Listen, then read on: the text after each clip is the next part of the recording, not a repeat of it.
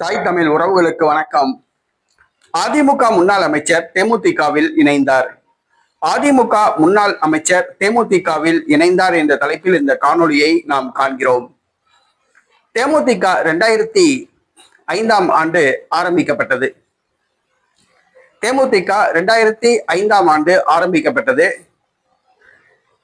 1989ஆம் ஆண்டு செல்வி ஜெயலலிதா தலைமையில் அதிமுக ஒருங்கிணைந்த போது திருச்சி மாவட்டம் மருங்காபுரி தொகுதியிலும் மதுரை கிழக்கு தொகுதியிலும் இடைத்தேர்தல் நடைபெற்றது. மருங்காபுரி தொகுதியில் இடைத்தேர்தலில் இரட்டை இலை சின்னத்தில் போட்டியிட்டு வெற்றி பெற்றவர் பொன்னுச்சாமி.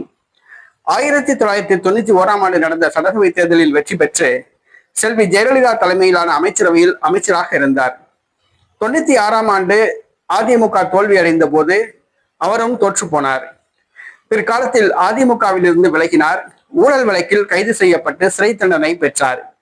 சிறை தண்டனை அனுபவித்துவிட்டு வெளியே வந்தவுடன் அவர் நடிகர் விஜயகாந்தை சந்தித்து ஆள் உயர எம்ஜிஆர் சிலை கொடுத்து பரிசாக வழங்கி தேமுதிகவில் சேர்ந்தார். அதிமுக முன்னாள் அமைச்சர் பொன்னுச்சாமி தேமுதிகவில் சேர்ந்தார். அது அப்பொழுது பரபரப்பாக பேசப்பட்டது. செல்வி ஜெயலலிதாவுக்கு மாற்றாக விஜயகாந்த் வருவார் என்று அனைவரும் எதிர்பார்த்தனர். ஆனால் செல்வி ஜெயலலிதாவிடம் அவர் சரணடைந்து அதிமுகவுடன் கூட்டணி அமைத்து எதிர்கட்சி தலைவரானார். அதற்கு பிறகு அவரால் அரசியலில் ஜொலிக்க முடியவில்லை, காலமாகிவிட்டார்.